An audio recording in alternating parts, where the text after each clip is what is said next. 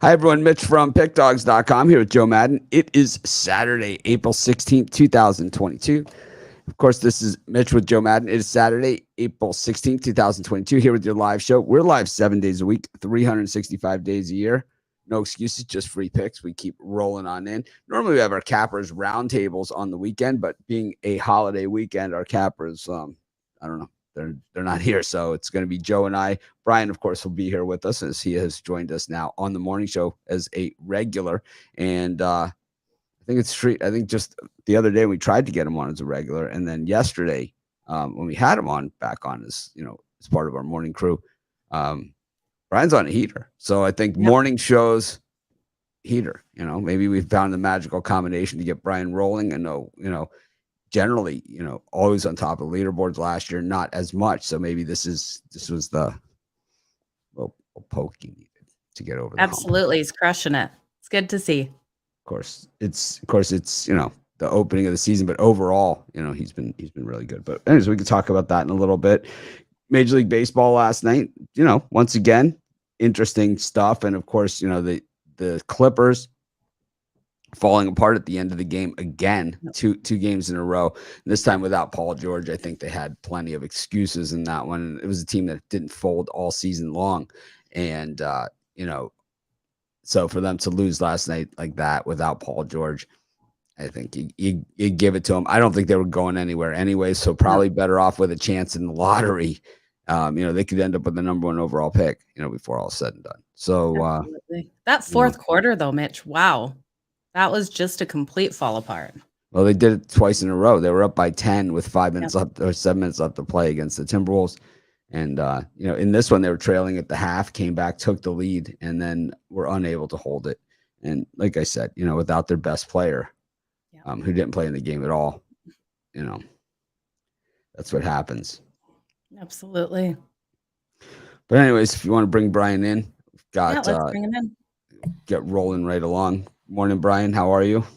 Good morning. Yeah, I was a little worried when they announced Paul George would miss the game because everybody immediately jumped on the Pelicans and the Clippers got out to a good start. And we've seen when a top guy is injured and out, other guys step up. And I thought the Clippers were going to hang on and do it. I was worried when I went to bed, but Pelicans came through in the end, so got lucky. I thought the Clippers were going to do it too. I thought the exact same thing. That the more people that were jumping on the Pelicans, the more I like the Clippers. I unfortunately had the Clippers -4. So I put it in early. Not a lot you can do. It happens sometimes, and generally the way that it works on our, when we have it as premium picks, if it works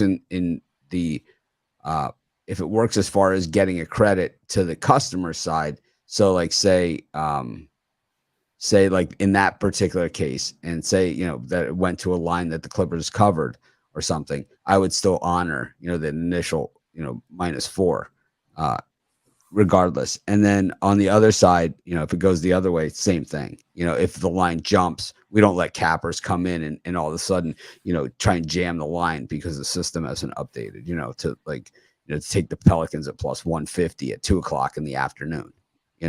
When the announcement's just been made, it's like, because the bettor does not have that opportunity at the books. We leave that for the other guys.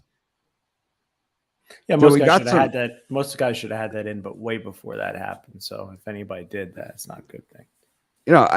I don't like to talk about competitors or non-competitors or guys I've never heard of and any of that stuff, but I do it all the time, even though I don't like to do it. But all right, I do like to do it. But the thing is that some guy named Razor Sharp Picks sent me some message like that. I don't know what the hell he was even talking about. Joe, have we ever used Razor Sharp Picks, represented that we are Razor Sharp Picks or in any way or any shit form? I don't think, and I looked up the trademark, there is none.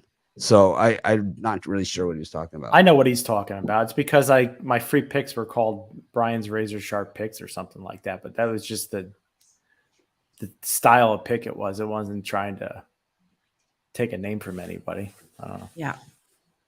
And they're not what it was. Smart. Yeah, it's I think it was a joke, so.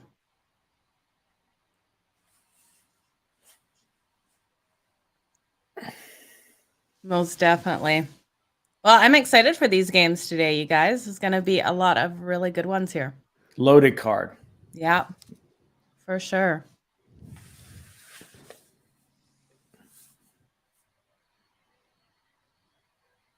Brian, what are you most excited for today?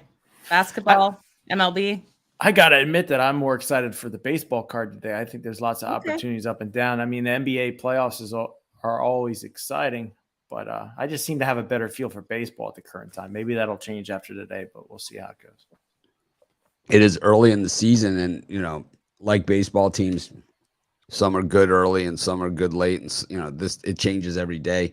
It's one of those weird sports. It's 162 games, and one day you have a team that even the very best teams go out there and get shellacked. We saw the Milwaukee Brewers beat Adam Wainwright the other night to a pulp. Last night they couldn't hit Miles Miklos. You can't make heads or tails of this stuff. It just is what it is. I mean, everybody that can play at the professional, everyone that plays at the professional level. I mean, there's just a handful of guys out there like Brock Osweiler, that you wonder how they ever got onto a professional team, but outside of that, Joe's, I thought you were frozen. But anyways, outside of that, sitting still, Mitch. Very still. Wax figure. Is that Joe or the wax figure, Joe? It's like you gotta match. Check this shit out. Check this out. It's like I got my aerosol can and my lighter. It's like, Oh, man, that's good. Oh my God. It's the same. It's like my mother was still alive. She'd be like, it's the same crap that got you kicked out of summer camp. Still doing the same crap. Kicked out of summer camp, eh? Oh man. Yeah. Like the shirt says, we'll try and act more professional tomorrow. These are our new shirts. These are available on the merch tab over at Pick Dogs. Underneath the merch banner, this one, and we have the other shirt as well as these really, really cool pins. I'm not a pin person. I don't understand the pin thing, but I know the pin thing is there for the younger generation. But here they are, way cool. They're like, no, those are cool. Yeah, they're way cool. They have the little things on the back, like they're not like a cheap thing. These are like a seriously nice pin. It's not a ball marker for golf. No, I have these ball markers. Oh, okay. And then I got the Pick Dogs. I got these. Fantastic. Yeah, I use these, but we've never had these as merch, but I just have them. I just use them.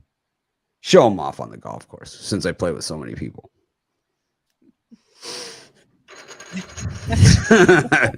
Nobody wants to play golf with me. I don't know why, Mitch. I've yet to be out this season either. So it's that gambler guy. I think today the rubber will meet the road in Major League Baseball. I really do. I think it's one of those cards that it shapes up to be a tough one. It just does. And I think it's tough in the respect that we have some pretty even matchups and some pretty interesting angles. So I think when the angles meet the matchups, I think it's a card like today. Oh, man, it always seems to happen on Saturdays, right on the weekends. So just be careful out there. Look both ways before crossing the street. Yeah, absolutely. But the big story today, of course, is the NBA playoffs. And we've got 4 games going today. And then tomorrow, Easter Sunday, we've got more games than cappers coming on our show. It's all these NBA players. Sorry, can't do it to Easter. I got to take my son to softball practice or something. Can you imagine? It's like Jimmy Buckets. It's like 1 o'clock doesn't work for me. My son's he's got a game. I got it. Easter egg hunt. I got to take him. It's like it's funny, Anyways, we're not gonna make fun of people's family time. We're just going to ridicule them for it. Mavericks +5 here against the Jazz. Luka not playing. I think the bookmakers might know this with the line, right? I think it's not like, well, it's Luka's not playing, it's 5. Luka is playing, it's 5. It doesn't really work that way. I know a lot of people seem to think it does. It's one of the odder things in all of sports betting. Brian, I know you love it when the public goes one way, and which I know it killed you to be on the Pelicans last night, even though you won. But it's like when the public does that, you always talk about the public and the square and the sharp and all that stuff. And when you see a guy like Luka, who is the most popular player in the NBA, right? And he's out, and you see just a 2-point line move here. I mean, the Mavs were dogs all the way here. Actually, I'm licking my chops for the first game here. This is the first game. The books, did the books know? Did the books know he wasn't going to make it, and that +3 was kind of preparing? I think they know before we do. Right, they know well before it's announced, well before, and well before the guys who comment on the YouTube video saying Luka's out, even though I say in the video Luka's out, right? Yeah. Yep.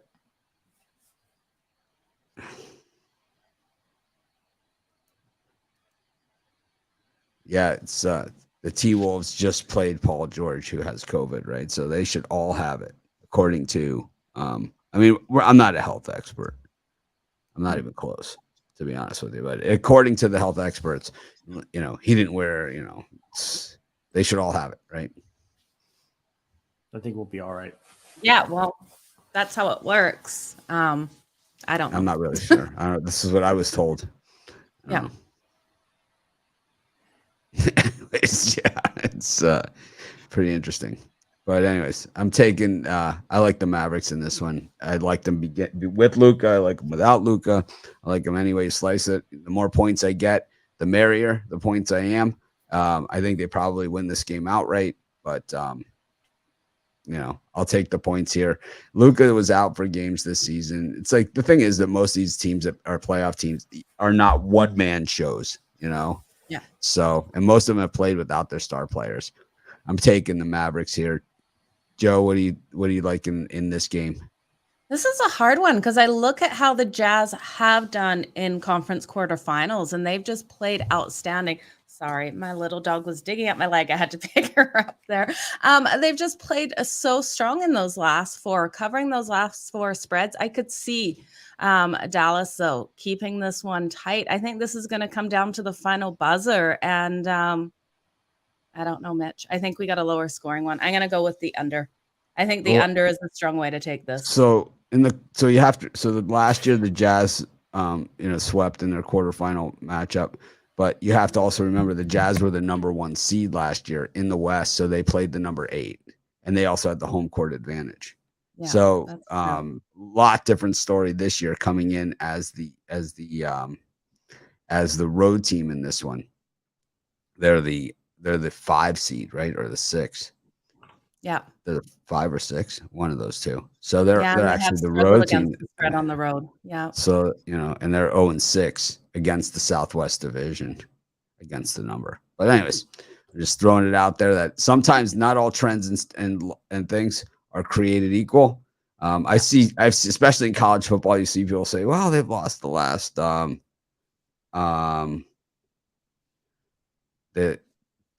they lost their last whatever," and it's like, but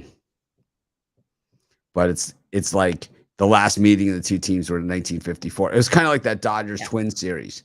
Dodgers. Did you know that not only had the Dodgers not played the Twins since 2017, that was the first time the Dodgers played at Target Field since 2014. It was like when I was watching the game, the announcers, it was one of the first things that they said. They said, "We haven't been here in 8 years." That's the first thing the announcers said. Wow. They're like, "We're at Target Field," and they're like, "We haven't been here in 8 years." It's like it's so weird, right? It's like you just don't see those matchups. It's kind of in football. There's a few of those matchups too, and whenever we see them, they always kind of like jump off the page. It's like, wow, these teams never play each other,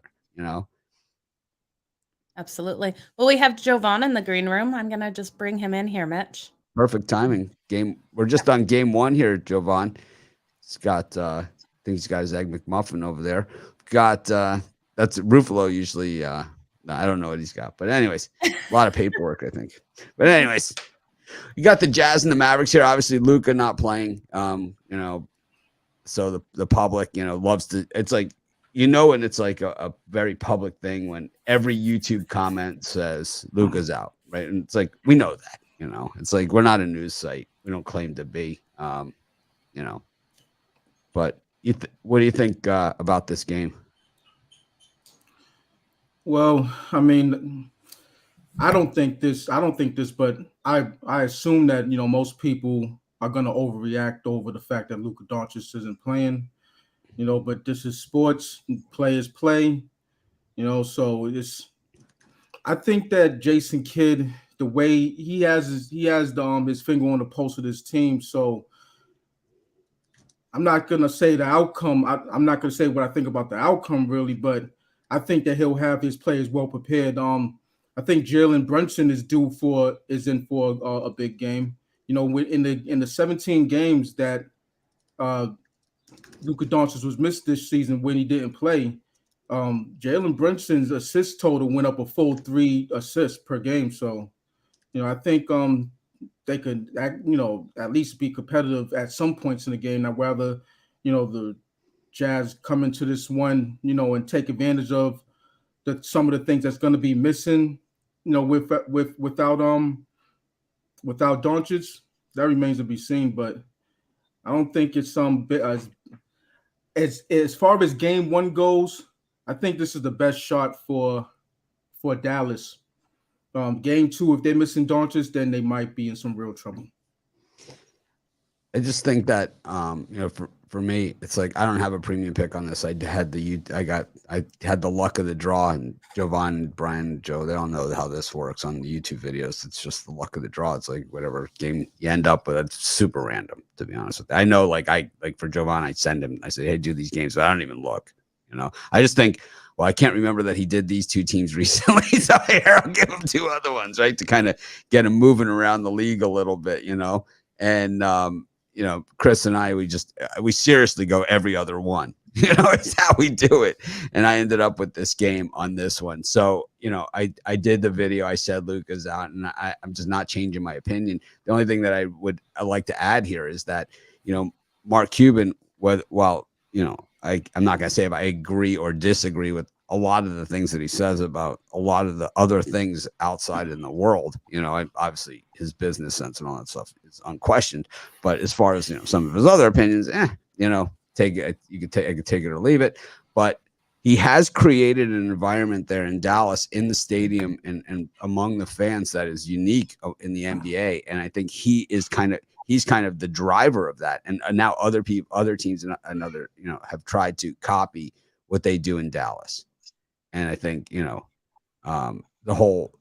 was the first one to really like get Twitter involved, like with the people at the games and all of this, the MFFL, right? Maverick fan for life, thing going. And, so I think those fans, they appreciate good basketball too. They've won before. And I think it's the Mavs regular season is an impossible ticket. So it's going to be a tough crowd there. Absolutely will be. Be a great game to be at. And for $900, Joe, you can be there. I can't get there. Let's take a look at Canada. I would be there. I love doing this. When Rod was on the show and Ruffalo, when I used to do the show with Rod and Chris, we used to do this all the time. We used to look at what the get-in price was for some of these games. And like for some of these lousy games, it's like, I wouldn't pay to see this one. The get-in price is like literally $2. And then other games, like the get-in is like, $9,000, So it's like, we'll start looking at some of these. Okay. I would pay $900 to get into this one for sure. I would never pay that to see. I would be a seller if I had tickets. I say that all the time, and I stick to it.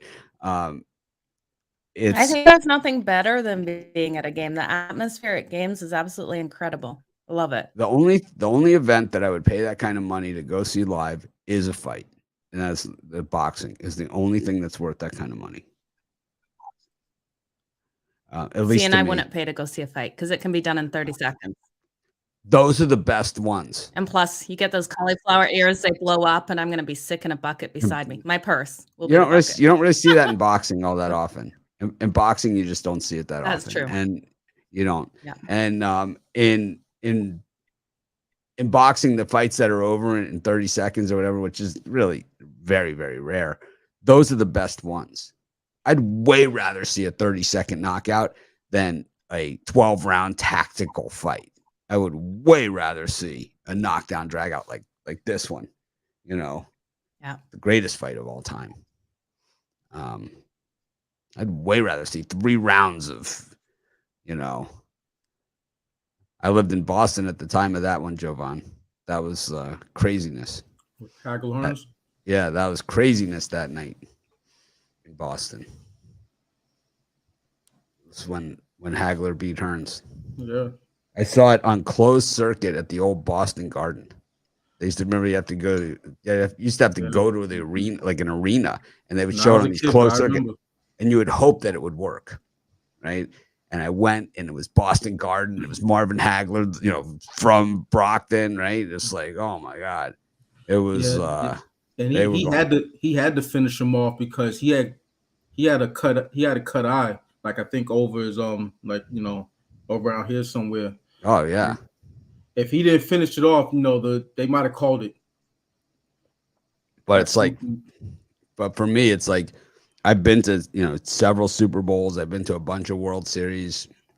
I've been fortunate. I've been to a lot of national championship games, and nothing compares to the 5 minutes before the fight starts in boxing. There's no thing in all of sports that compares to that. When the fighters come into the ring and they play those national anthems, you know, of wherever these guys are from, and you see that half the stadium is like flown halfway across the world just to see this guy get his ass kicked. It's like, it is the best. It is just unbelievable. And the emotions, you know, it's like, it's almost like a soccer match. Like, it's just such, you know, it's like he's representing that country, you know, when it does it. It's like, yeah, and it doesn't matter who it is, you know. It's like, I've seen the great ones, Canelo, I've seen Manny Pacquiao, I've seen Floyd, seen them all, you know. Yeah. And it never gets old. Never gets old. And when they do, let's get ready to rumble. It's like, if your hair doesn't stand up like on your arms, it's like you're not alive. You know, hey, that would be an amazing moment right there. It is amazing. It's like when they sing the Mexican national anthem, like for a Mexican fighter. Yeah. It's like, I mean, it's just unbelievable. You know, it's just, you have to see it to believe it. And I always say this, look up Hatton Mayweather, God Save the Queen. Tom Jones did it. Okay. It was unbelievable. He also did it at Hatton versus Pacquiao. Pacquiao. You can look up either of those. Look it up. It's a super short song. Okay. And you'll get it. You'll get it. You will get it. It's like, you'll get it. What is it? Anyways. Mavericks. Mavericks against the Jazz. Al pop in for a second, but he popped out. So Brian, did you give your Brian give his opinion here? No, you didn't give. I didn't give my opinion yet. Oh, all right. Tell us what you think. It's $40 on the get in on this. I'm shocked.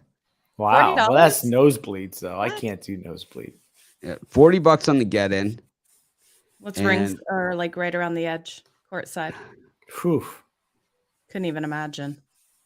Really, these are super reasonable. Section 106, you can get in for $283. 107 at 243. These are, and then this must be the good side, 422, and 422 is the highest I'm seeing.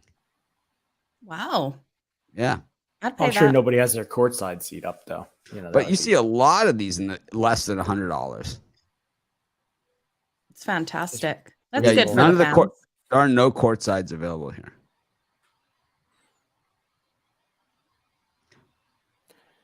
Well, as far as this free pick goes, it's my favorite free pick on the board. Dallas Mavericks. I think you wait until tip to go into this game. We've seen Utah Jazz for the bulk of the season not been a great cover team, And I think this is very similar to last night's game. And the only difference is I think Dallas has a chance to win it. And if you're getting 5.5 points, all the better. I think it comes down to a last possession wins. So I'll take Dallas plus the points here. Solid free pick, I believe. We were almost there on the picks. We got so close. So close. I love when these comments come up. That is just awesome. So speaking of boxing, Roberto Delgado says tonight, and he told me this as well earlier, and I definitely I'm gonna bet this personally. Ugas plus 365 tonight against Spence. He's a big dog in this one, and usually in boxing, the guys like that fight against the big name guys like that are usually some of the, if you can get some inside information, like a little birdie tells you something, these are some of the best payers I've ever had in my whole life. So when I heard that Freddie Roach had bet Manny Pacquiao by knockout versus Marco Antonio Barrera, it was like, it's like, that's, it's before I ever had a website or show, but it's like when you find out that sort of information, because he doesn't bet, it's like, gotcha. But so who is that again, Mitch? Ugas. Okay. So Spence apparently at the weigh-in looked terrible. I mean, so Roberto told me this before, but so sometimes when the guys can't make weight, they have to what they do is they wrap them in blankets and put them in like a sauna. Yeah. Is what they do. And sweat them out. And then they put them in like garbage bags and all this other stuff and sweat them out. It takes a lot out of these guys. Oh yeah, it would. Drop all that water to weigh in and then try to rehydrate. It would be awful. See, this is one of those Cuban boxers, Ugas. These guys are always really, really, really skilled. It's like Cuban boxers generally, the way it works in Cuba, at least the way it always worked, is you don't really get to decide what you want to be and do. So that's why the baseball players are always really good. The boxers are really good for such a tiny, tiny, tiny little country. Yeah. Because these guys are like textbook, I like it. I like it a lot. I'm going for it. Spence is really good. I think we give it to Spence, but at the same time, Spence was supposed to fight Pacquiao, and he was injured, and he was unable to fight him. And then Pacquiao fought another guy, and I think it was this guy, Ugas, and he lost. Okay, well, I'll make sure I get this bookmarked for people as well. Mitch, your pick here. Yeah, that was the fight, right? That's what happened.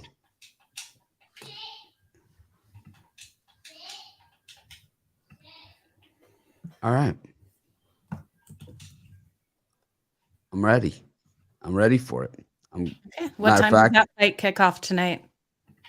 I don't know, but I know someone that's got $400 on Ugas. It happened that fast. Yes, it happens that fast. Yeah. It's like, I wonder if there's,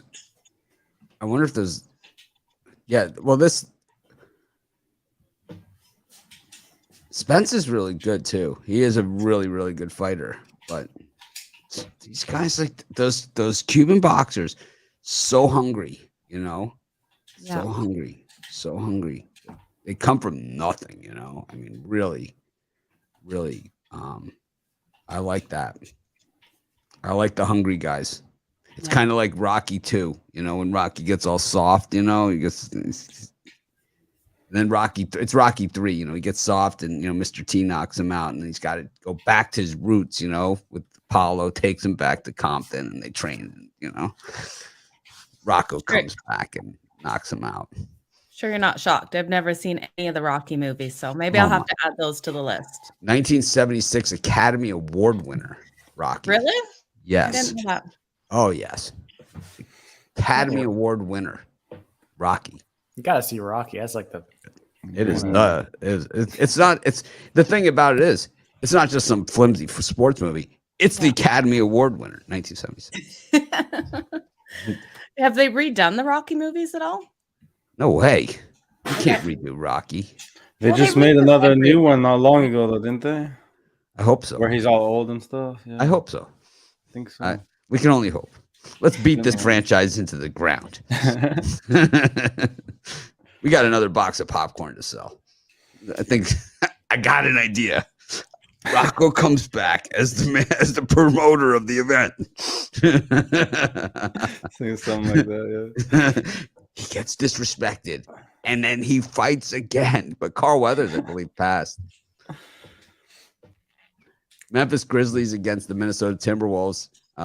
Like was said in our comments, I think I like this angle too. I think we fade the Timberwolves till the wheels come off in all of their games because I believe that they just played against Paul George. So there's probably a chance that one of these guys got something, and that, or at least enough to test positive for it. And Paul George is a starter who plays significant minutes. So you have to think that if we trust the science here, then at least the starting five for the Timberwolves should be out.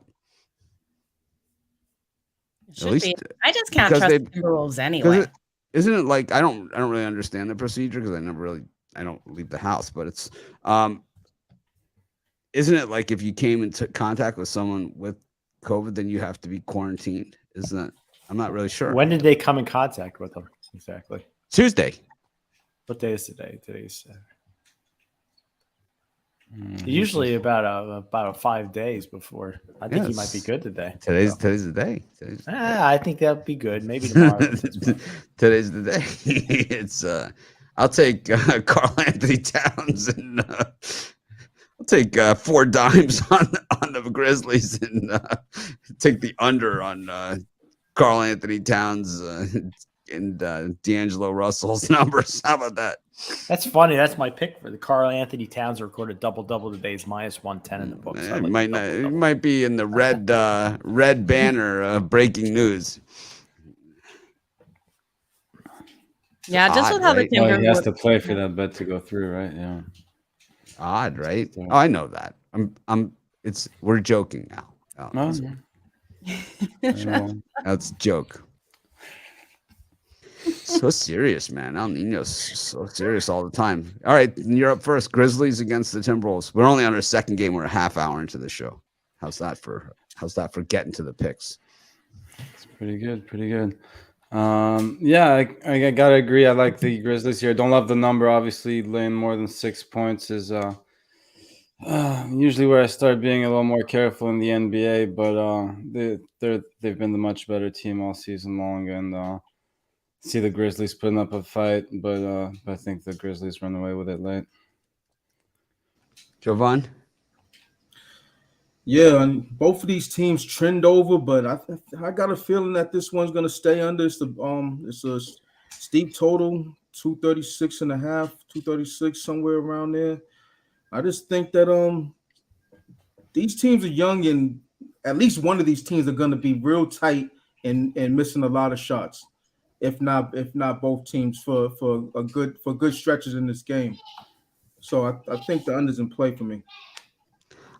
I'll be honest with you. If I live in Memphis for $43, this is one I probably would go to. I'm not like a big attend the games, because the whole scam. But for $43 as a get-in price, even if I left at halftime, that might be fun. These guys can play. This is gonna be a game. Brian, $43 on the get-in. What are you there? I'd want to be in the suite, but yeah, maybe I'd get in there for $43. I'd love to see this. The Pinnacle Club, 197. All right, that's more center court. I'll get in the Pinnacle court. Club. That's all right. That's more. Only 197. Yeah. Wow. Pinnacle Club level 4, those 359, 231. This is less than I got in the Ugas fight, and I just bet him because he's Cuban. It's like, I'm all over Ugas. Anyways, I got my new shirt on. It's a good one. It is a good one. Oh, nice. Yes. New Pick Dogs gear. Gotta check it out. Yeah, I'm gonna roll with the Grizz here too to just destroy the Timberwolves today. I look at the Timberwolves defense and I can't trust them to do anything to stop the Grizzlies in this one. So give me the Grizzlies laying the points. Ugas up to 448.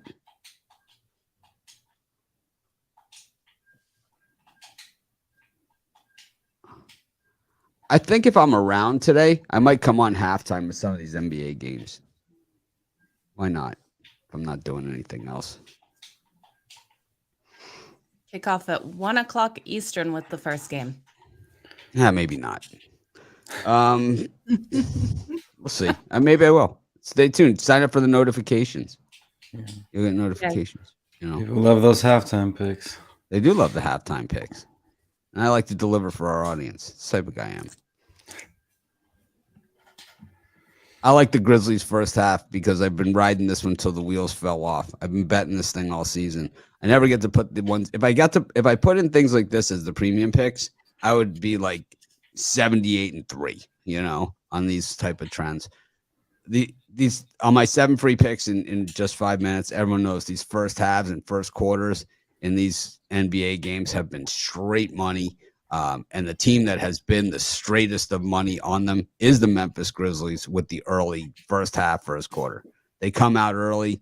They, you know, they're already out there. They're like, it's like, you know, they're already out there. They're already playing. They've already started. Yeah, sometimes when the spread gets over 6 points, sometimes it's a way I like to look at it better is the earlier lines because I mean you'll get a smaller number, obviously. Usually go for the full game. How about Ugas? You put a little something on Ugas over there. Plus No, 538? I have not. But you do know you made him sound very tempting though, so might end up on him. But Why it's been a not? while since I bet any boxing. Why not? Francisco Vargas versus Jose Valenzuela. Last time I bet boxing, I think was the McGregor Mayweather fight. When does Better Call Saul start? Did I miss that one? Because I got it on Soon. tape, but it's like I just saw that. What is that? Better Call Saul. It's part of Breaking Bad. It's like part of the Breaking No Bad. way, like I one of didn't know that. One of the Oh, best yeah. shows on TV. It's one of the What? best shows. Oh yeah. How long has that been Last around? season. It's the last season. It's where the lawyer's the main character. Saul Goodman. Yeah, Really? Oh yeah. it's funny. I don't know where I've been. Yeah. I think it I don't know if it's better than Breaking Bad, but it's definitely as good. Seriously? Oh yeah. Different. It's very different. Wow. But I think it's as good, right? Mm. It's as good. I may have even liked it even better. I don't know. Yeah, I don't know. I think, yeah, I 18th. think I might April like it even better too, but I'm afraid to say that because I know I'll get hammered. It's very different, though. I mean, yeah. It started on Monday. Out of all the things you're afraid to say, this is it. Well, look at all the comments. Everyone's agreeing with me. It's a rare day here on Pick Dogs. Rare day. it's like, Okay. and Mitch is anti Breaking Bad. Spence by KO in the 10th. Spence is the late knockout guy. He is a late knockout guy. Spence is one of those guys that's like he's a welterweight that looks like he's a cruiserweight, right? He's like twice the size of everybody else that he fights. But I don't know if that's going to be the case here. It's so weird. You ever meet the boxers in real life? You know, it's like you see these guys on TV and they look like they're these gigantic, you know, whatever. But like they're all like 5'5", you know. Yeah, I mean Muhammad Ali was the heavyweight champion. He was 209 pounds. You know, knock you out in a second. It's like I always, you know, it's like is professional bowler. Is that an athlete? You know, What about darts? I would darts. I don't know, but I can throw a dart and hit a bullseye. 105-pound boxer punches me in the chin. I'm out. I'll tell you that much. I'm out. You know, Yep. so that's different. Also, jockeys. Those guys. Crazy strong. Jockeys, okay. Yeah, freaking nature strong. Really? Oh, yeah. I Ryan, knew you they ever played an think important part of the race. I didn't know it was for their strength, but yeah. the jockeys? Yeah. So these guys don't eat for most of their life. Okay. Think about this. They don't eat at all. Zero. Okay. Because they got to make weight. They eat nothing. They ride horses all day, which if you ever ridden a horse, you understand that you're not sitting on the horse. You're, all day, every day, it's like, you ever see those rodeo cowboys, man? It's like, yikes. I've been to Vegas when they, when they have the big thing. I used to go every year at that. It just coincided. I didn't go to the rodeo, but it was just coincided at that time. I've told this story before about the Boise State quarterback at the craps table. I haven't heard it. You're that Boise State quarterback. He was like, when I hit when I parlayed the hard 10, and he was like, nice bet. I was like, you're that Boise quarterback. I know you. In a good way or a bad way? Oh, in a bad way. Oh, okay. Like, you broke your leg in that game. It was the guy with the broken leg, remember? Like, broke his leg. It was like, you're that Boise quarterback. It's like, yes, I am that Boise quarterback. It's like, not too many people would know that. I said, well, I know. Actually, nice guy. Nice. Anyways, back to the picks. I like the Grizzlies first half, first quarter, because I've been betting that all season, and it's done me well. What do the betting tools say about that? I didn't get a chance to look at the betting tools this morning. Anyone have it handy? I have it. I'll get it. Hang on a second. It says the betting tools say about the Grizzlies in the first quarter and the first half, because they're usually all over it. 9 in a row as favorites in the first quarter, and 9 in a row in the first half as favorites. Okay. Yeah. Some good trends there. Yeah, should come on strong again today. Yeah, we just said that out. We just the last 35 minutes. I'm just agreeing with you. Wow, that's weird. Okay. Happens sometimes. It does happen. Just happened. It just happened. Hey, what happened with the Magic 8 Ball the other day when we broke it out for the those overs? Was it overs or was it every home opening team winning yesterday? That didn't Seattle happen. got it. That didn't happen. Twins won easy. So yep. We had the bomb play on the reverse run line in that one. Yeah. All right, next game. We got the 76ers taking on the Raptors. This one, I think, is another interesting game. I think this one is going to be a war. I do. Yeah. Jovan, I know you did the video on this one, and I know who you picked. Any changes on your opinion in this one? I think this one's going to be tight. I mean, that's just me. No, I think Philly covers this one. Toronto has handled them. Got to give them that.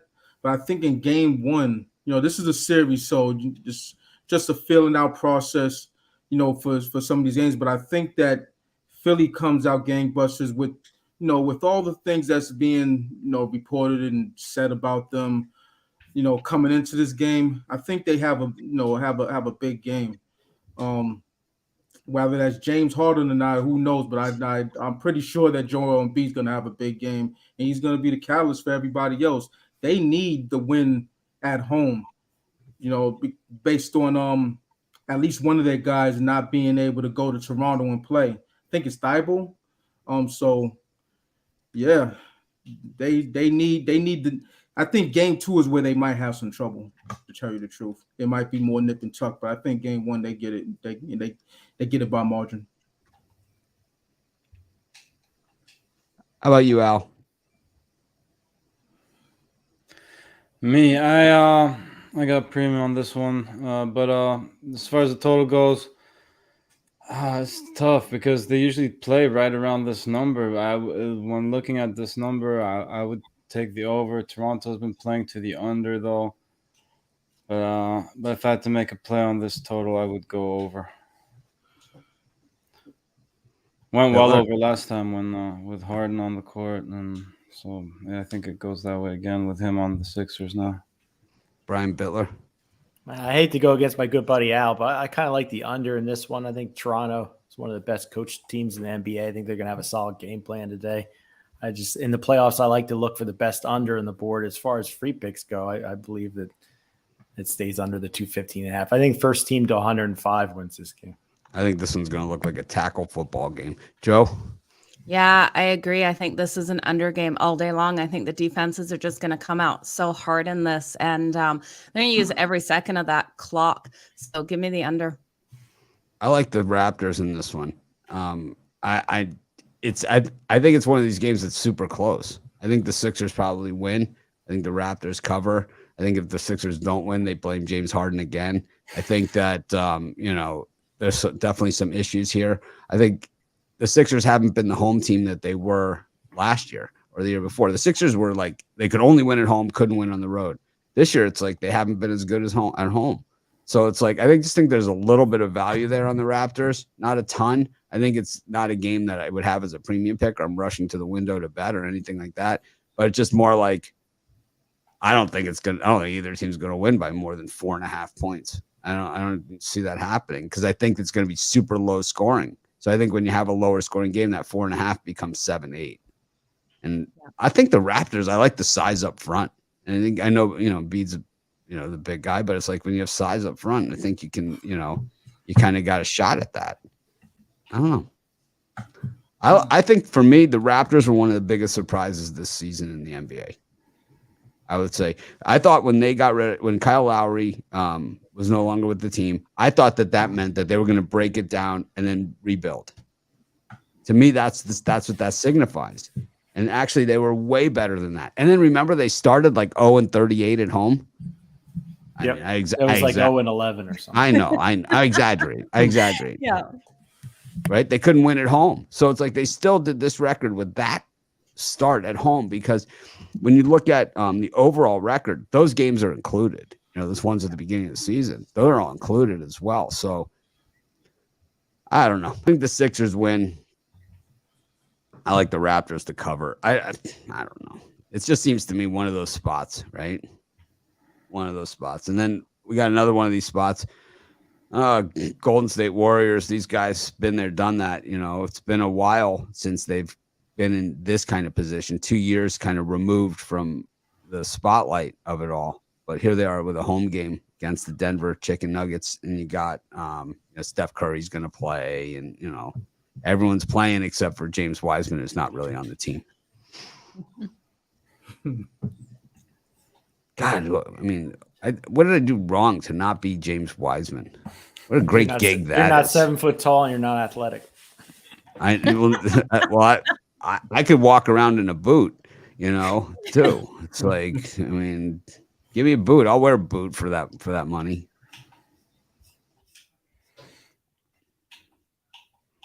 I thought you couldn't place a price on comfort, but I guess you do have a price for your. Well, you only have to wear it in public. Al, what do you think of this? What do you think of this matchup here? The Golden State Warriors. What's the over under on Wiseman out comments in the YouTube on our YouTube? Over, just go over. It's like it depends how soon the first one goes. No, I'm just kidding. Yeah, I could be very wrong. When a team can shoot like that, I could end up being way off here. But I think the Nuggets have what it takes to keep this one competitive. If I had to make a play on this game, I would take the points with the Nuggets here. Again, Warriors, 2 best shooters in the league, but I don't know. I think the Nuggets got a pretty good team too, and they don't shoot as well as the Warriors do, but I think they do everything else just probably that much better. So I like the Nuggets to keep it close. Giovanni? They haven't had their best season, but I think they're much better than what they've shown us this year. So I think they have. Tough with the one-man band in this type of spot. Giovanni? Yeah, I lean under in this one. I just think that with the playoff intensity, it's going to be a slow-paced game. Have more half-court sets. Defense is going to be at the forefront. especially on the Golden State side. And as far as the side, I do think it's gonna hover around 6.5. It might be one of those things where a missed or made free throw determine this spread and who's gonna cover and who's not gonna cover. And I think it's like a 7-point Golden State win. Tell you the truth, think it's gonna be close late, but then Golden State pulls it out. Foul to conversion. At the stripe, and Golden State wins and covers.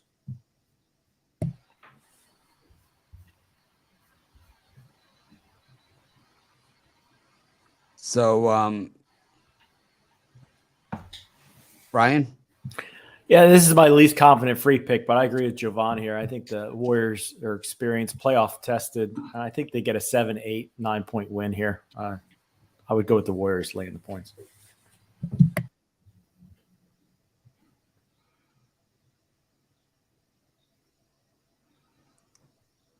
Joe? Yeah, this is going to be an interesting game for sure. I think the strongest way I feel about this is taking the under. I think we see both defenses come out strong. They trended so nicely to that under, playing against each other, going 6-2 in the last 8 meetings to that under.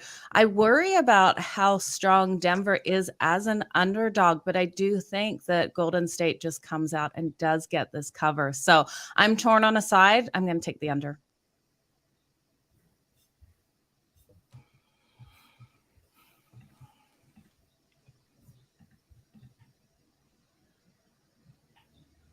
I tell you, it's going to be an electric crowd here for this one.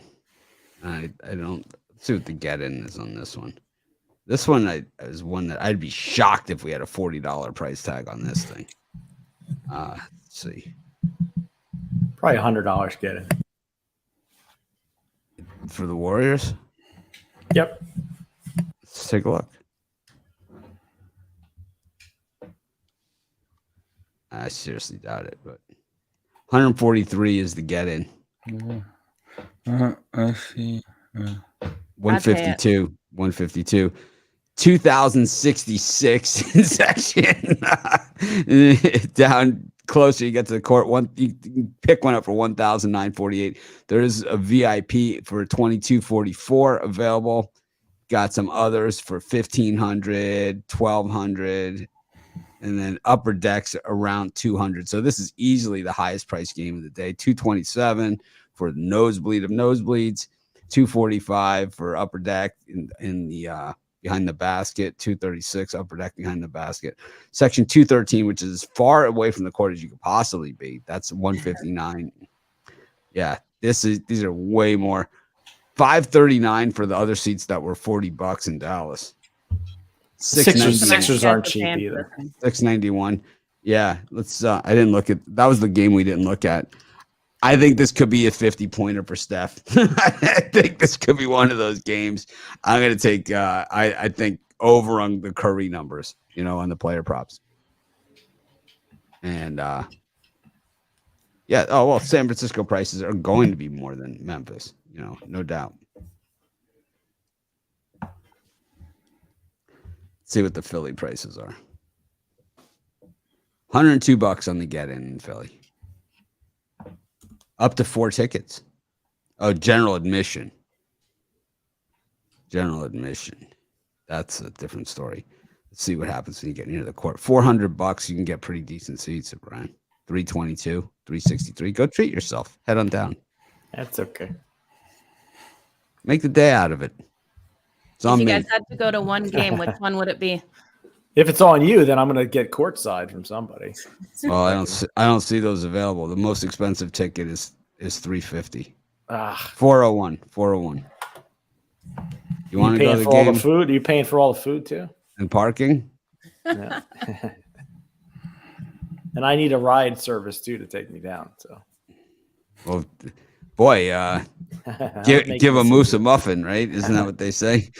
Kind of being a princess, Brian. It's okay. Seriously, man. Anyways, Alminos, what do you have for sale today? I have a couple 3-packs. So a few 3-packs actually. One the NHL baseball 3-pack, and then I have a 3-pack with my best bet in each sport. So get a long-term pass if you want all the plays, I guess, or pair me up with the other favorite capper. All Ninos. Jovan, what do you have for today? So you have a 5-pack. Yeah, I have a 5-pack, 3 MLB plays in that 5-pack, and 2 NBA plays, playoff games. So, that's for $49.99. Then I also have a MLB strictly a 3-pack, and that's $39.99. And then for the later games, I'll have another 3-pack. And that'll be all she wrote for the day.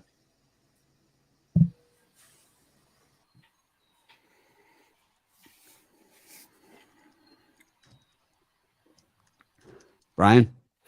For me, I got my Gone Streaking 3-pack off a 5-0 day yesterday. Going to try to keep the momentum going. My 3 best bets for $50 at pickdogs.com, premium picks. Joe? Yeah, for myself, I have a 5-pack out there. So 2 in the MLB, 2 in the NBA, and 1 in the NHL. What about you, Mitch? I got a 3-pack. I have a solo shot for $15. I've got an NBA play, and I have extra plays for people that have long-term packages, and I believe I have several bombs. So, yesterday with the bombs, I don't know what I did. I kind of played it too conservative on the bombs, which is rare for me because I actually had bet them higher than that. And but that we still got paid. They all hit. But like I said, I actually had, I don't know what happened. I think I forgot to hit enter on the Angels -2.5. Oh, that's not good. I know. Loved it. I like the Twins a lot bigger than what we played them. But it happens. We'll get them today. The bombs are starting to hit, though. Speaking of bombs, let's go to Major League Baseball. 15 games on the card. We'll kind of do them around the horn. Mets, D-backs, White Sox, Rays, and Blue Jays, A's. Joe Madden, what do you think of these 3 wonderful contests? There's 3 amazing games here. We know my Blue Jays are playing. I'm looking for a big game out of them. You guys know I'm always looking for a big game out of them, but their bats haven't been really hot as of late. I think we got an under in this game with the Oakland A's and the Blue Jays. We saw this one go so far under the number yesterday, and I still think this is too high. So give me the under in that one. And I am liking the over between the Rays and the White Sox. Opposite game here. The Rays have been really lighting it up, but they've been allowing a lot of runs as well. So give me the over in this one. Brian? I think the best bet in that group is the White Sox with Kopech on the mound. I think the White Sox keep it rolling at home. I like the Diamondbacks with Gallen pitching after their butt kicking they took yesterday to the Mets, and Carrasco on the mound. I think there's some value with Arizona. So Arizona and White Sox for me. Jovan? Yeah, I like the White Sox. I think Michael Kopech, might have a good game. Corey Kubler, he did have a good game in his first start, but I think that changes in this one. I'm on the opposite side. I'm on the Mets, a run line. They're just running hard right now, and I expect them to give Zach Gallen a rude awakening. And I would take a flyer on. I would take a flyer on the A's. Tell you the truth, I'm getting 2-1, on your money. It's a value play, so tread lightly. But yeah, Baseball, a lot of it has to do with the value play. It really does, and it's like you're not going to win them all. Kind of like the bombs. I started the season horribly with the bombs, but now they're starting to hit, and you're starting to see. Doesn't take much if you're playing value. If you're playing minus odds every single game, you cannot win money betting baseball. Cannot. Brian? Absolutely right. Can't win big money betting big odds of baseball. These 3 games. I already gave you my picks in those 3 games. Oh, we're going the other way. Al Yeah. Ninos' turn. Yeah, I was trying to completely avoid it. I was dead wrong last week. It was still early in the season. In my defense, I was dead wrong on the Oakland A's. They had come out real soft, but definitely proved me wrong when I said they had a weak lineup. They do definitely have a professional lineup, and I think all the value is on them. It's probably the most value on the board today.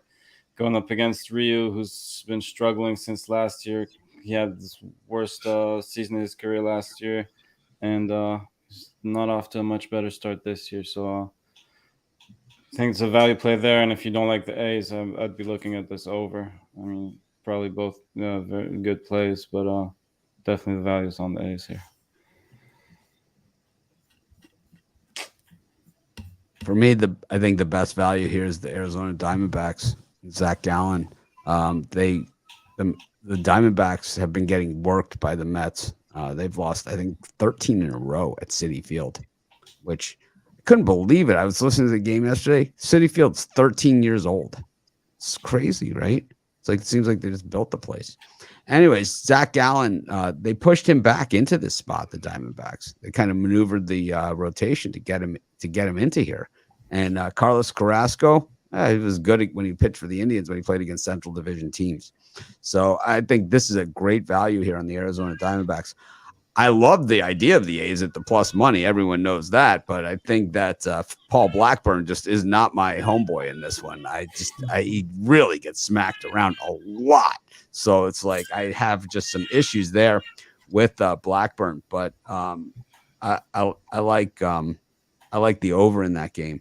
And then Michael Kopech, really high ceiling guy who could be the number 1 starter in the White Sox rotation when all is said and done this season, if he can show, that he has a super high ceiling. So it's like he's one of those guys that he's in the discussion of the great young pitchers with Casey Mize and, with some of these other pitchers that are out there. He's definitely in that discussion. And it's just the writers and the people that, cover this stuff, they don't like head cases, right? They didn't like Zach Greinke. They didn't like this. And, this guy can't get into the Hall of Fame because he wouldn't give me an interview. And right. I mean, it's like these guys are, it is, baseball is so screwed up with how everything is handled. It's like, how do you give the writers that much leverage? This guy won't give you an interview, it means that he didn't hit 500 home runs. I mean, it's just the dumbest thing I've ever heard in my life. He didn't bat 391 one season, and it was 4-time MVP because he wouldn't give you an interview. It's like that's how this works. It's like, so what? Does that mean if I write you a check for a couple grand that I am in? Is that how this works? I mean, I'm not really sure. Who hasn't gotten the Hall of Fame? I missed that one. And there's a lot of guys that haven't gotten in. Well, most of them are steroid users. No, but there's a lot of guys that because they were standoffish, and there's a lot of guys that get bad publicity, like Zach Greinke, Yeah. I mean, one guy who was like, he ended up making the Hall of Fame, but Jim Rice. Yeah, he was one. Didn't like the media guys. The media guys didn't like him, and it took 15 years for him to get in the Hall of Fame. Also, I'm just a little, sports history, Boston Red Sox sports history. 1999, Pedro Martinez should have been the MVP, hands down. George King, another writer, left him off the ballot completely. Doesn't win the MVP. Yep. I agree 100% on Jim Rice. He's one of the greatest RBI producers in the history of the game. And statistically, it's like for him against some of the other Hall of Famers, the guys that got in many, many less ballots less than him, it's not even close. I mean, it's not even like I lived in Boston during that era. And I got to say, Jim Rice was the guy. It's like they had other guys that came in and Roger Clemens, and they had, occasionally other players, Dwight Evans had the arm in right field, but Jim Rice was the guy. I mean, I went to Chef Chang's on Beacon Street one night before a game, and, a couple hours before, Jim Rice is eating dinner with Dave Winfield, man. It was like one of the highlights of my life at the time. It was like, oh man. It was awesome. Jim Rice is one of those. So speaking of guys like that, Jim Rice and Dave Winfield. If you've ever seen these guys in real life, like whatever, both those guys could easily have been NFL players. Just big guys. Playing baseball. Jim Rice, man.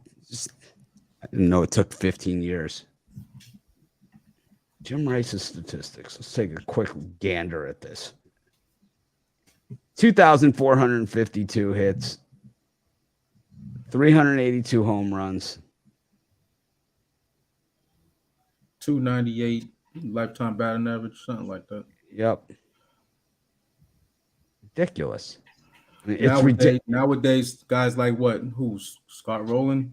Didn't he just make it one of those second basemen that previous generations would have never made it? Forget which one of those second basemen was. Scott Rowland, it's coming to mind, but one of those. Yeah, 298 career hitter. MVP. It was always in the MVP voting. Rookie of the year, second. I think it was Fred Lynn beat him out for Rookie of the Year. Mm-hmm. Also was on the same. They were on the same team. That was the year they went to the series and lost to the Reds. Yeah, that doesn't make any sense. There's other guys too. Anyways, I don't like Hyun-Jin Ryu or Paul Blackburn. I like the over in that game. I like it in a good way. Maybe Ryu quit smoking. I'm not really sure what happened there because I know he was a big time chain smoker when he was on the Dodgers. So maybe they don't let him smoke inside the dome or something. And that's why he hasn't been as good. Not sure. I know when I quit smoking, I wasn't the nicest person in the world either. Got how about Rod when he quit smoking? Those were some fun shows. It's like, oh man. Yeah. It's like even I was tiptoeing around. Oh man. Padres, Braves, Red Sox, Twins, Royals, Tigers. It's like that's when you throw them under the bus. Oh man. That's when you're just like, oh man, it's gonna be a bad day. It's gonna be a bad day. Anyways, Padres, Braves, Red Sox, Twins, and got the Royals and the Tigers. Brian, what do you think of these three? These are games I can get free picks in all of them, and I like them pretty much all three. Nick Martinez and the Padres, I think they get the W night bounce back win. Tanner Houck on the mound for the Boston Red Sox. I think he has an improved start over his first one. I expect bigger things out of him. A lot of money on Boston, but I'm still going to play him. And then Bubic of the Royals. Royals have lost a bunch straight. Usually at home is where they play their better baseball. So I'll take the Kansas City Royals on the money line. If the Royals don't win here, they are in real trouble. Bubic was absolutely blistered in his first start. He's got a 67 ERA coming into this. Those are my kind of guys. I know, exactly. Well, the thing is like he's not going to have he only pitched 2/3 of an inning. If he can get 3 scoreless or 5 innings of 1-run baseball, it levels out in a hurry. It's going to take a while though on that 67. You don't see that. Matt Manning's no prize. So. Matt Manning pitched. Matt Manning actually is a prize, and I think you know very little about Matt Manning if you say that. I think Matt Manning is a guy who's a super high ceiling, and the thing about Matt Manning is that they had to bring him up because of the injuries last year in the rotation to who were your guys, Boyd, remember, and they had you're muted, but I know you love Boyd. I miss Boyd. Of course, we all miss Boyd. And the thing is that he's family. And the thing is that when Boyd went out, when they lost other guys, they had to bring Manning up. They did not want to bring him up until this year. So he actually got experience that they knew wasn't going to be 100% positive experience. That they didn't expect him to pitch in the major leagues last year. This was supposed to be his first year in the majors, and we saw it in his first outing. He was lights out. This guy, I think he was a first-round draft choice. Yeah, 9th overall. So it's, the Tigers have had a lot of really high draft choices. They have a lot of really good young players with high ceilings. So Manning is one of those guys. He was seen in the system as, a guy who was going to be a major leaguer this season, but they had to bring him up last season. It's kind of like with Ninos. We had him at Mitch Memo. We needed him to come up to the pick dogs, and here he is. Glad to be here. Yes. No one wants to be on Mitch Memo anymore.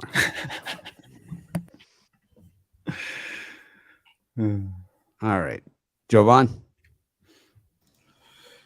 Yeah, I think the Red Sox bounced back off a pathetic performance yesterday.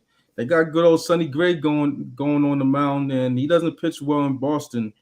Fenway Park is not his favorite ballpark. So I think the Red Sox put up some runs. Tanner Hawk, he has a better performance than he did in Yankee Stadium. He was wild. I think it was just a lot of jitters. I think he'll calm down in this game. And yeah, the Red Sox are my play in this time slot. Al? I think really these games could go either way. I don't feel too strong about any of them, but maybe yeah, I actually don't like them too much at all, to tell you the truth. I've been trying to come up with a play I really can on these. All right. How about you, Joe Madden? Just because there's about 800 picks available on these games, including prop, first 5, no runs first inning. You got, it's like, then why are you here? No, I'm just kidding. Joe, go ahead. For this one, I have to agree with Jovan and Brian on the Red Sox here. I think they have a great game today. And like Jovan said, Sonny Gray really has struggled against the Red Sox here in Boston. I'm going to look at the over in that first 5. I think Boston's bats get flying here against him. So give me the over first 5. I probably take the over 9.5 for the full game as well. I still think that's too low. I think Boston puts up the majority here and gets a nice win. And then the Braves and the Padres, we've got some strong trends towards the Braves in the last 5 meetings versus the Padres, but I think the Padres get it done today. And I'm going to go with the under in this one. I think we got a lower scoring. 8.5 just seems too high. I think this is a 6-run game all day long. So give me the under 8.5. I like that under as well in the Braves Padres. I'm against you guys. I'm going to go back on the Twins against the Red Sox. I'm going to take Sonny Gray here against Tanner Houck, who's kind of dead to me after the last time out when I trusted him against the Yankees. He let me down. Left me holding the bag. Just embarrassed me in public on my own show. Sonny Gray's done that millions of times, so it's more forgivable. We expect it from him. I don't know. I really was. The Red Sox this year are sort of playing how we expected them to play last year. And now that they have expectations of them, they're playing poorly. I don't like this rotation. Taking the Twins. And in that under, I think Bubik improves here too, but I think he still gets hit. Got the Marlins and the Phillies coming off of, first inning. That was just a slaughter. How sad was that? If you're a Phillies fan, was that just like, here we go again? If you're a Phillies fan, and you're watching that game against the Marlins, and you're just being dominated, right? And Bryce Harper's striking out with guys in scoring position, and all kinds of stuff is going on out there, like he always does. King of the meaningless home run, right? You just cry. You just cash it in. You just say, here we are again. It's like, why bother showing up anymore? Because if you're not going to try, then don't show up. And I think the Phillies, 8 games in, already quitting out on the field was just pathetic to watch. Anyways, they played Trevor Rogers today. Good luck. Got Indians and the Giants and the Pirates and the Nationals. Ninos, you got a potential Rogers parlay here. Let's talk about it. Tempting, isn't it? It's almost it's too good to be true. I might like the Nationals a little bit there, and then How many Rogers brothers are there? How many are there? 3 or 4? Forget about the Jolly Roger. I'm not sure. I know we got 2 of them today. You got 2 of them going today. Then there's the other one that's the reliever in San Francisco. Yeah, And then you got Feel like See, there's 4. I think that's it, isn't it? I think there's 4. I think Is there? there's 3 or 4. I don't know. I know those 3. It's like the Zendejas brothers, man. It's all over again, right? All right. Anyways, go ahead. Sorry. Yeah, and this slightly into the Giants as well. Indians were hot coming into the series, but Giants been playing some great baseball too, and I think they slowed them down just a little bit. Jovan? Should be a good series though. Yeah. So the Guardians was my video pick, and I'm less excited about that play, but I would still lean towards the Guardians. But the better play, I think, in this one is the under. Both pitching staffs, they've come out, slinging in this early season. Both in the rotation as well as the bullpens, and as long as these pitchers get to the prerequisite 4 to 5 innings, then they think things should be gravy. And I'm on the Marlins, just basically a fade of Philly. I think that once the Marlins got home, I think that their fortunes. That's what my thought before they got home was that once they get home, they'll find their footing in true to form. I think that's happened. And I think it keep it rolling in this one. Brian? Yeah, I think the best free pick on the entire show today for me would probably be the Miami Marlins on the money line. I didn't put them in as a premium because I was worried that every single day I'd take the Marlins. I didn't want to get typecasted, but I've seen Ranger Suarez on the mound. He's good for a couple innings, but I think the Phillies bullpen comes in. The Marlins stay hot here and get the W. Joe Madden? Yeah, for myself, I think we can rely on the under between the Giants and the Guardians here. I think this is a lower scoring one. Totals moved down to 8, but I'm still good with it with both of those pitchers. And then I'm going to lean on the Washington Nationals to come out strong in this one with Josh Rogers coming up. I think we could keep it under for that first 5 as well. I'm going to say that Bryce Wilson is not as bad of a pitcher as I call him out for. I still hold it against him when he tried to throw over to first base and threw it into the stands.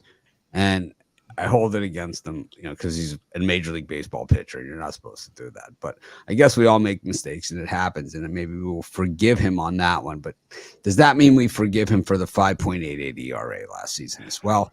I don't think so, and 7.20 the year before that, 6.43. And, right out of the gate here, playing to the back of his baseball card with a 6.75.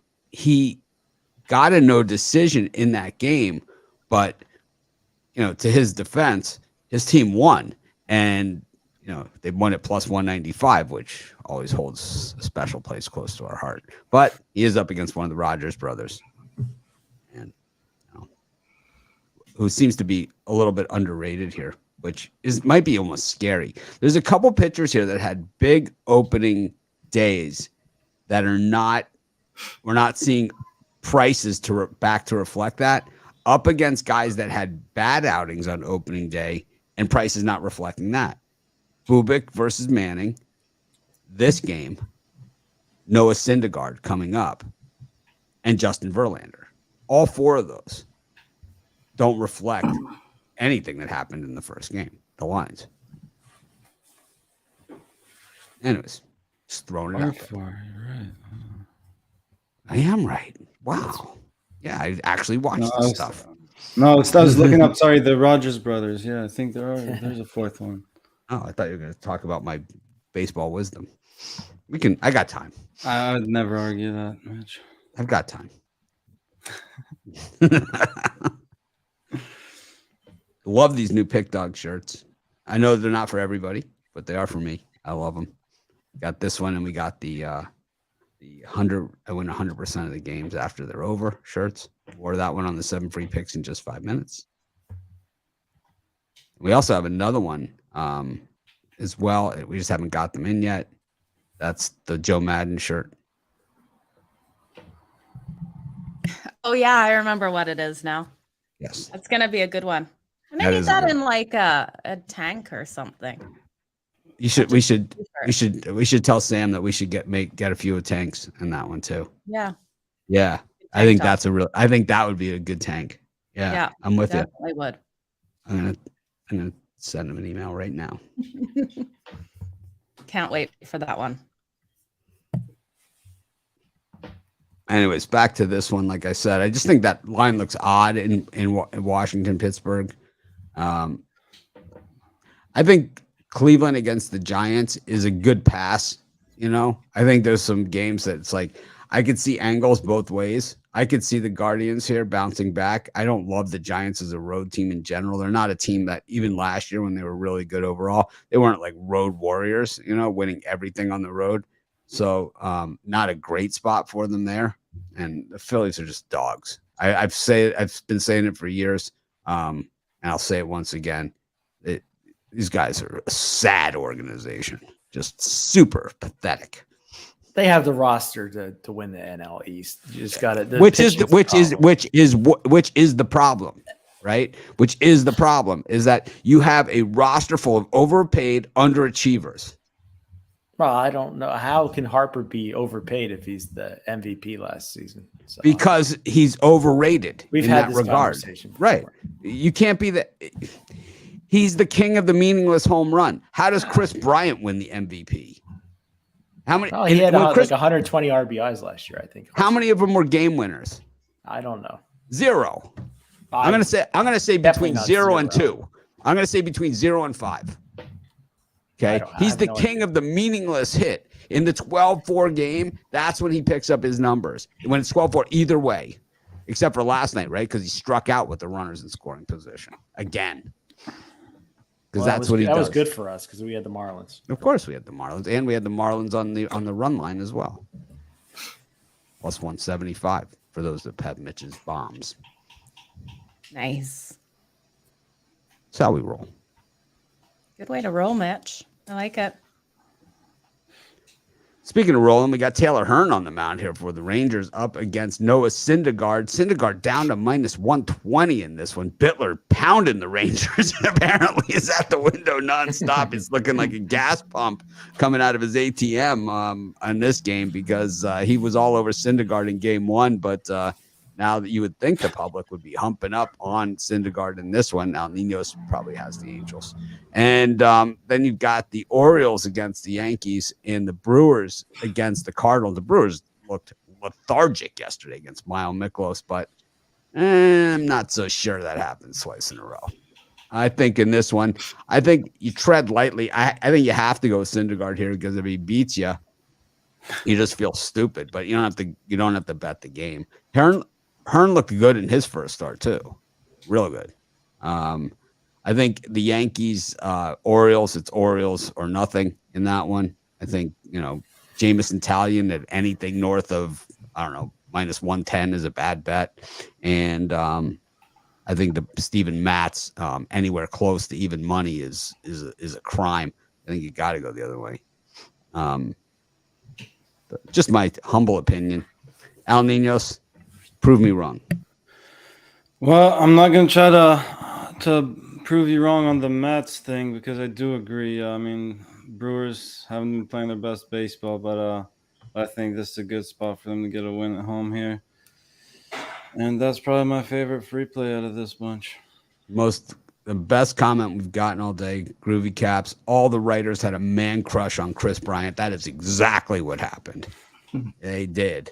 And that's how he got the MVP. He hits more meaningless garbage home runs than anyone. He does hit some game winners here and there, a lot more than Bryce Harper does. A lot more. But that's good, And I think, the argument will be this about Harper. Well, they don't pitch to him in those type of situations. Well, they did last night. It was all Pablo. All Pablo. All the time. the capper and the pitcher. Both. Double whammy. Jovan, what do you think of this mess we got here? Let's see. I think the Yankees bounced back after what happened with them. They haven't looked real good. Their pitching staff, especially on the back end, that hasn't performed. I think Chapman got squeezed on a few pitches, but that's neither here nor there. That happens in baseball. But I think in this one, Baltimore pitching, I think they're in for a rude awakening today. So yeah, the Yankees on the run line. You want to extend it to 2.5. Yeah, do that just to get the prices down or to plus money. But that's where I'm at on that. And I think I'll pass on because I was gonna say the over on the Cardinals and Brewers, but I think you might have to. The Cardinals are gonna have to do most of that heavy lifting. I just don't trust the Milwaukee bats, to tell you the truth. So yeah.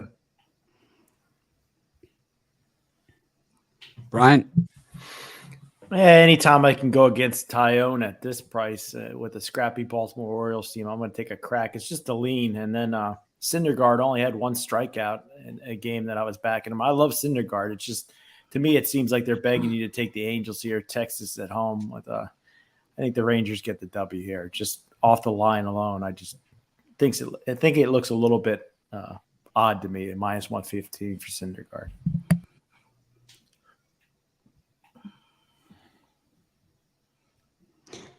Joe? I'm going to lean on the Milwaukee Brewers here and the over in that one. I think we can trust the Brewers to get the balls flying today. I think 8.5 seems a little low. I think it's a 10-run game in that one. And then I'm going to lean on the under between the New York Yankees and Baltimore. I think this one stays low in this game, and especially in that first 5. Give me the first 5 under. I'm pretty sure it was 5.5 this morning, and I do like it there. I think we see both these pitchers come out strong in that first 5 innings there and keeps us under.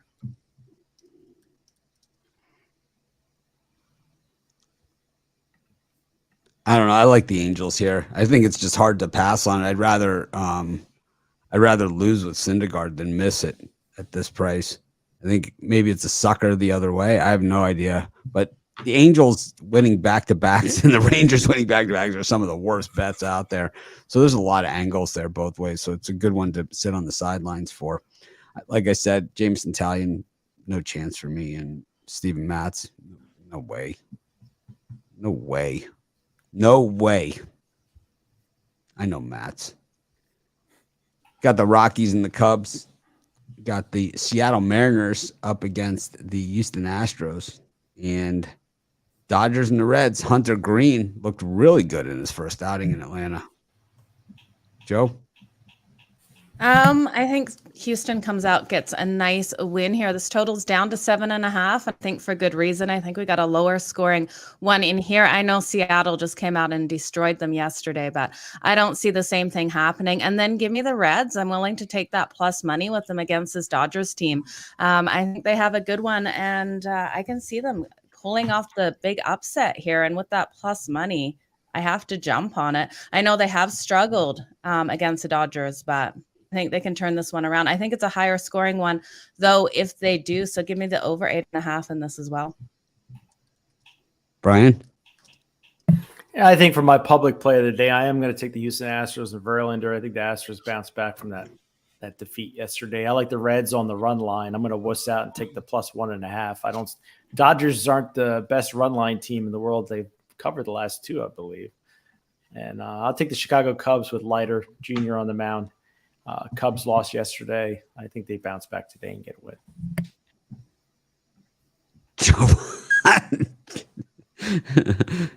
Go. That was funny. That was funny. I'm also on the Astros. I think flexing gets flexed in this one. He does. Last year, he was a better home pitcher than road pitcher by far. But I just think in this one, I think the Houston bats will be ready for him. And I think Justin Verlander, he's going to do Justin Verlander things and handcuff the Mariners lineup. So I would lean towards having that be a run line play, but this is at 150 or somewhere around there. I think this is just the extent of what I would lay juice on. So, if you want to just take it on the money line, take it on the money line, but I would have it on the run line. El Ninos. Yeah. 1 second. We liked the Rockies in this one. I think we're getting a very good price. They're playing some great baseball. They're at home, and really like their chances today. I think they keep it rolling. Thanks, Al. That was enthusiastic, and now I'm excited to watch that game. I'm going to take the Colorado Rockies here. I think that Mark Leiter Jr. could be one of the best fades out there, and I think you got to get it while you can. He's one of those just beautiful things that it's kind of like if everyone has like this tree in their yard where when it blooms, it's like super beautiful, but it only lasts for like a week or two. And that's pretty much is our opportunities of betting against guys like Mark Leiter, because he's a guy that's been around for a while. He's not like a young player or anything like that. He's one of those guys that, he's like a career minor leaguer that kind of gets these starts in the major leagues once in a while when they don't have anybody else, when they really don't have anybody else. And then he really gets crushed when he gets there. So it's like, it's kind of the gift that he doesn't really keep on giving, but it's kind of like that orchid tree, where it's like, boy, that flower is beautiful, but man, was it gone quickly, mango season, all these things, he's just one of those guys.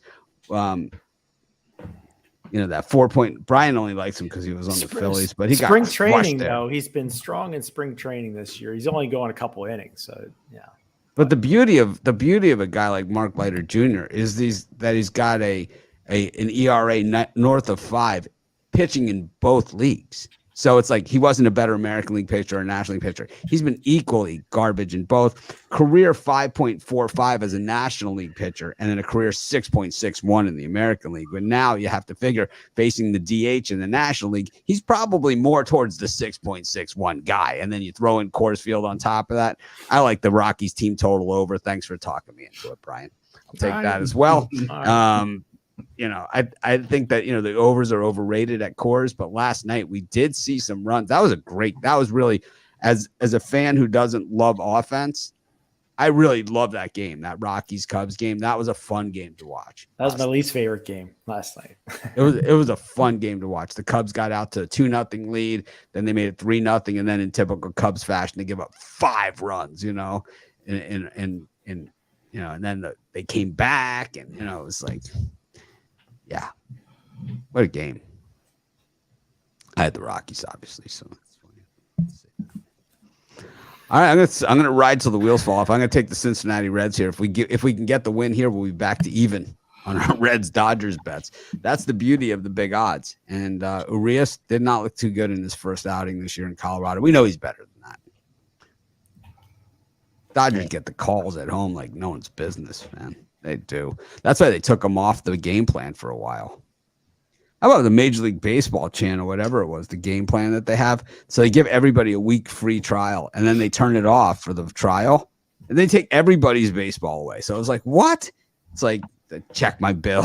I got my bill out, my cable bill. I'm looking. It's like, charged me for it, and I don't have access. As you don't have this plan. Then you got to call. It's like, and the thing is, like, it is the voice recognition. So it's like, you're the way I talk, every other word, we do not recognize that word because swearing at the thing, like it understands me. Anyways, Joe, what's up at the NHL today?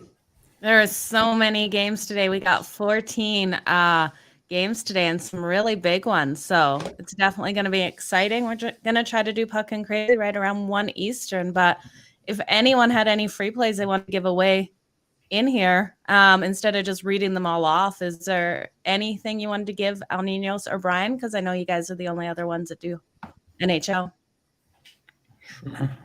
I'm going to take the Chicago Blackhawks on the puck line against the Nashville Predators, plus the goal and a half, getting plus money there.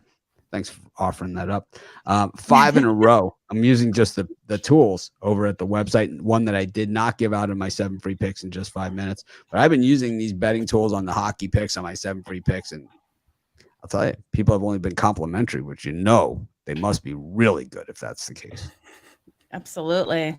Anyway, sorry to cut everyone off. Now you guys can actually talk about the game. Well, Mitch, I'm excited that you have a hockey play out today. So well, I would have don't. included you if last week you didn't just say, no, I'm good. It's the betting tools that do. Awesome. Brian, you got anything for us in these 14 games? Well, just a slight lean here. I'm going to go with the Detroit Red Wings on the money line. I know the Rangers are at the mark that Mitch usually likes, the minus 400s, but I think the Red Wings here, we've seen New York choke down the stretch in years past. I think this is a game that they have a chance to drop. The Red Wings off a rare win. I think they can get another one. 3 times my money. Put me down for $100. Betting tools love the Rangers on the puck line. Anyways. Puck line cost minus 200. 150. 140, I'm seeing, yeah. What about you, El Niños? Anything that you love in here for free play? Free plays. Yeah, couple small leans. I like the Golden Knights, small road dog here. I mean, they've been struggling with injuries all year long. I've loved the Oilers all year long. Normally, I'd be all over them at this price at home, but I think the Knights are just a different team when their 3 main guys are healthy, and which they are for this one. They're still dealing with some injuries, but the 3 main guys will be on the ice, and I think that'll be enough to get the plus money here. The other little lean I had was the Blues at home, but that one's even tougher. Wild have been really good. And just a slight lean to the home ice here. Yeah, looking at that Vegas-Edmonton game, it's a really interesting game because we know Vegas came out and dominated Calgary the other night, and it's so hard to win these back-to-backs between Calgary and Edmonton. That is where my gut went, is to Vegas, because how I saw them come out so strong the other night, I can't see them losing this game, and I think you're right. I think that plus money, I chickened out of putting a premium on this. This is where I was like, I'm so confident in Vegas, but it's just that back and forth with Alberta that I just stayed off it. I think they have it though, you guys. And then I'm with you on St. Louis Blues too. I think the Blues will play the Wild hard. And I think not everyone's going to be humping up on the Wild, but the Wild have just completely struggled in St. Louis. And when people think of the better team, everyone does look at the Wild, but they're 0-4 in the last 4 meetings. Against St. Louis, and 0-6 in the last 6 meetings in St. Louis. I think this one does go over the total, though. Total of 6.5. I think this is a 4-3 game all day long. One last quick one for me. Maybe the Kings -1 or in regulation. But, yeah, they haven't been as strong as they have lately, but I think they're in a good spot here as the Blue Jackets. Kings need wins desperately. No. I think I forgot one. I'm going to take the Carolina Hurricanes plus money here on the road. You don't get them plus money very often off of a loss. In Colorado, 8 straight wins. To me, I think the Carolina is a nice value there, plus money. Okay. I like all of those. Anyone got any feelings on the Philadelphia Flyers and Buffalo Sabres? 2 teams that really aren't going anywhere, but this Buffalo team is pretty scrappy. They've been playing strong, 23-15 on that puck line at home. I don't know. They're -149 on the money line. I might be easily convinced to put them on the puck line, get beautiful plus money with them for a huge game at home tonight. I might agree with you. Double checking one. If I had to, yes, I would lean to the Sabres. Still, the Flyers, up and down all season, dealing with injuries, and they still are dealing with lots of injuries. I think it's a tough spot for them on the road here. I gotta agree. I'd go Sabres regulation or -1 though. But yeah. I think I'm going to do puck line. Convinced. I agree with Al. I would wuss out and take the -1. The puck in that one. Okay. Mitch. Yeah. Hi. Hi. I think that's it for hockey. We'll cover the rest on Fucking Crazy. Not sure who's going to join me here, but we'll cover the rest 1:00 Eastern, guys. That was gruesome. All right. I know. I knew you were taking a nap with your eyes open listening to hockey. So I don't know about the listening to hockey part. I just thought, anyone have any parlays, player props, anything like that for today? We've been doing decent on our home run props, on our morning shows to start the season, and we have the parlays. I haven't really been keeping track, but it seems like we've been pretty much spot on with a lot of our picks. So I'm going to guess they've been pretty good as well. Anyone have one for us? Al Ninos, player prop, parlay? Well, I wouldn't ask. Yeah, sure. How about? It's like you got. Are you free around 1 o'clock to help me move this dresser? I mean, that was the response he just gave me. I think you got plenty of shots with the Rockies to hit some home runs, but I was trying to think of the best one. I guess I got to go Blackman and Bryant, maybe both. How about Chris Bryant dropping that ball with the bases loaded against the Dodgers with 2 outs the other night? I mean, it was a routine pop fly, no wind, no nothing. It just bases loaded, can of corn. Drops it. 3-run score. Gotta love it. Yeah. Jovan, any player props, parlays? I'll put out a parlay. Red Sox, White Sox, Marlins. Brian. Yeah, I got my parlay here. I got the Cubs on the money line, the Marlins on the money line, and the Mavericks plus the points. Joe Madden. I'd be looking at Goudreau of the Calgary Flames to get that anytime goal. I think he can take him to 2 goals tonight. So should pay nice. Those are all money line plays, by the way. If I omit it, then that means it's a money line play. I like for my parlay, I'm gonna go with the Rockies, the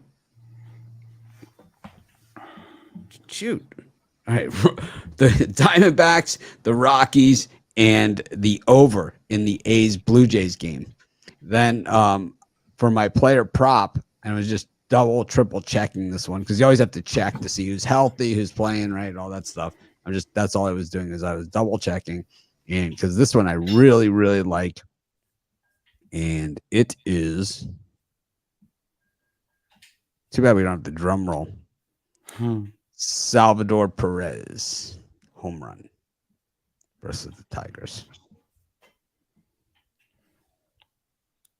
I like the Rockies and Nationals a lot. I'm trying to think of a third one to add to it, but I like. Oh, add 2 more. Just think of 2 more then. Shit, why not? Exactly. Why not? Why not? Use the Parlay Builder. We have actually the new Parlay Builder that's coming out. You'll be able to add your own stuff into it. So just for this type of situation. Throw in that Ugas against Earl Smith plus 484. That'll spruce up the parlay. There you go. I don't know. Maybe just do a 2-teamer. Just do a 2-teamer. I thought I heard the third one. Where'd it go? By the way, there are 4 Rogers. They might all be in action today too. So that's a tempting 4-teamer too, right there. All Rogers, all the time. All the time. All right. Thanks everyone for joining us. It's been special. It's been a great day, and of course, doing premium and VIP right after this. Got a lot of great handicappers that are kind of, I know people struggle early in the baseball season, but if you look, I think more than half our cappers are positive in baseball to start the season. So sure to check those out. And of course, if you're betting, I can't say this enough times. If you are using just one sports book, you are cheating yourself. If you bet $20 a game and there's a 10-cent differential on a money line game, and you bet 3 games a day, you are starting and you're not getting a better line, and it was 10 cents better somewhere else. $2,190 a year you are starting in the hole. So betting at $20 a game, that is a lot of winners it's going to take to get you there. It's called 100 winners you will need just in money that you left on the table. Yeah, I usually Over use 100 winners. I usually use 2 different sites when I'm making like a bet on one game. So Yeah, I do. I yeah. use as many as I can, but some of them limit me, and some of them do all that other stuff. And it's also sometimes they can be a little janky too. And it's like, so it's always good to have that other one, just in a pinch as well. So we have a sports book tab below. We only deal with U.S. books, though. For those of you the non-legal states, you're out of luck. But those in legal states, we have all the U.S. books, and we have all the latest, greatest offers, as good as any of the other sites out there, no matter what they say that they're sponsored or anything like that. We're not sponsored or endorsed by any of those. We just do it fair and square. Anyways, thanks everyone for joining us. Make it a winning day. We appreciate each and every one of you. And as my shirt says, we'll try and act more professional tomorrow. Easy on those Reese's Easter eggs. I don't want to hear any horror stories. Have a great day.